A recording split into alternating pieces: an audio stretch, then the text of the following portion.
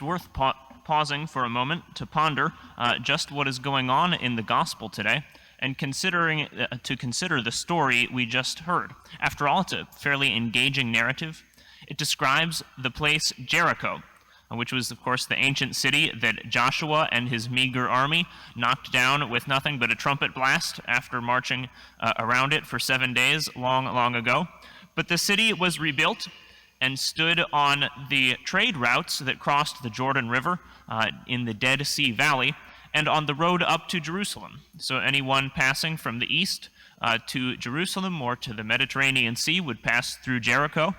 Anyone coming down from the north, from Galilee, on pilgrimage to the holy city of Jerusalem for the annual feasts like Passover or the purification of the temple, they too would pass through Jerusalem or through Jericho. So it was a bustling place filled with both business and filled with also with pleasure, and then finally filled with pilgrims. And those who were in the large crowd around the gates of the city that Mark describes for us today probably were a mix of all those kinds of people, some going about their business, some, like Jesus themselves, traveling up to Jerusalem for the great feast of Passover coming up soon. Or perhaps some were gathered to see the teacher himself, Jesus Christ, whom they knew was passing through. And amidst all of those people who could see clearly, or so we think, there sat a blind man. But they, it seems, were blind to his presence, even if they might from time to time drop a coin or two into his hands. They didn't see him, Bartimaeus, the man himself, sitting there in need of their help. And there's this kind of interesting dynamic in the gospel today between blindness and sight, which Mark wants us to notice and to attend to. Now, this blind man, Bartimaeus, he cries out, and he cries out a strange thing. He says, "Jesus, Son of David, have pity on me." The strangeness of that might not strike us immediately. We should remember, though, that Jesus wasn't the son of David. After all, he was thought to be the son of Joseph, although he was, in fact, the son of God. David would have been his great, and the greats go on for 14 generations, grandfather, not his father. So the title, Jesus, Son of David, is an interesting one, especially because Bartimaeus was just described as Bartimaeus, the son of Timaeus, meaning that his direct father was named Timaeus. The title, Son of David, was not Jesus' last name.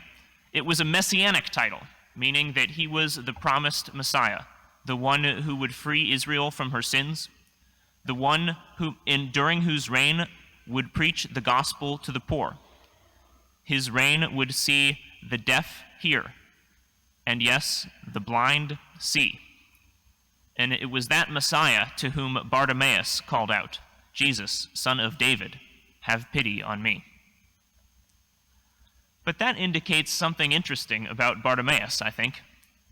It means that Bartimaeus was longing for something more than the daily crust of bread or perhaps few swallows of sour wine that his pittance of alms could purchase him. It means that he was longing for something even more than his physical sight. It means he was longing for God, for the God who would send his servant, his Son, our Lord Jesus, to free his people not only from physical blindness, but from a much deeper blindness of the heart. And in fact, that's the message that Bartimaeus has to teach us. He was a real person, and I think it's probably likely that Mark used his name because he was writing to people who knew him. So when he spoke of Bartimaeus, they would know of the man who was always telling the story about Jesus healing his blindness. But he's a lesson. And he's a lesson because of the way Mark uses blind men being healed. So this is a little interesting kind of gospel study here. Jesus makes a journey from Galilee to Jerusalem in the Gospel of Mark, and it's a journey on which he starts in Galilee preaching the gospel, and he ends up in Jerusalem at his passion. Along the way, he tries to teach his disciples that he must go to suffer and die, be nailed to a cross, and die for their sins. And along the way, his disciples don't get it. Jesus heals a blind man at the beginning of the journey. And then, along the way, his disciples appear to be blind. And just so we don't miss the point, Jesus heals a blind man again at the end of the journey. That is, despite all of his teaching, from Galilee to Jerusalem, still he faces his own followers who are blind to who he is and what he must do. So blind that that last week, if we had heard the gospel from Sunday, I think we heard a different set of readings. But in that gospel, James and John ask the Lord, "Can we sit on your right and left hand when you are lifted up in your glory?" Now, who, of course, sits on the right and the left hand of the Lord when he's lifted up in his glory, but two thieves? James and John were blind. They missed the point. What does all of this mean for us? Well, we may have had a moment back in the past when we recognized that we were blind to something. Perhaps something about the Lord, something about someone else, someone of our friends, perhaps our spouse, or maybe we were blind to something about ourselves. And we knew that we couldn't find healing on our own. So we sought the Lord. And of course, the best way to do this would be in the confessional. It may have been back when you made your first communion or when you were confirmed, or hopefully much more recently. But at some point in your life, no doubt, you've realized your blindness, as I have, as all of us should, realized that we need the Lord's healing.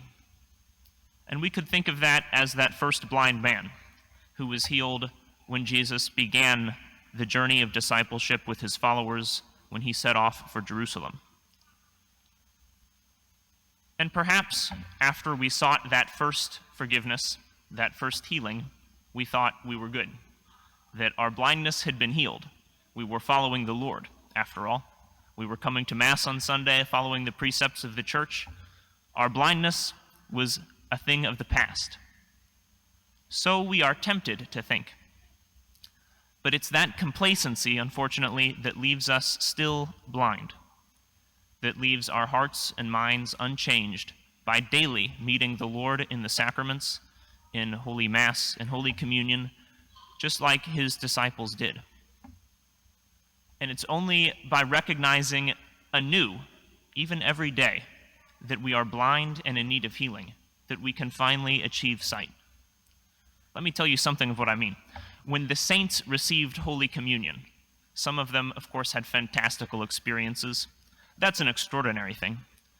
But all of them, their lives were changed. Holy Communion to them was something powerful, something important. It was the summit of their day. Perhaps they didn't receive daily. Back in the day, that wasn't the practice, even amongst the saints. Perhaps they received only once a month. And then it was the summit of their month. For us, it might just be a routine. And in fact, we might not even perceive the Lord there in the sacraments, in the Eucharist, though he's there. And this would indicate something about us, that our hearts are blind, that we have a lack of faith. It's an interesting thing that Jesus says to Bartimaeus after all. He says, not the power of God has saved you, not the love of God has saved you. After all, the power and the love of God reach out to everyone, don't they? To every blind man. Rather, he says, your faith has saved you. That is, we can only perceive the Lord in proportion to our belief in him. We can only be healed by him in proportion to the humble reliance, the humble trust, the faith that we have in the Lord. And so today, as we grope our way toward our God, toward Jesus who is hidden in the Holy Eucharist, though we are blind to his presence, let us ask him for more faith, to perceive him so that we might meet him, throwing off the rags of our past life, like Bartimaeus did, leaping up and groping our way to the Lord.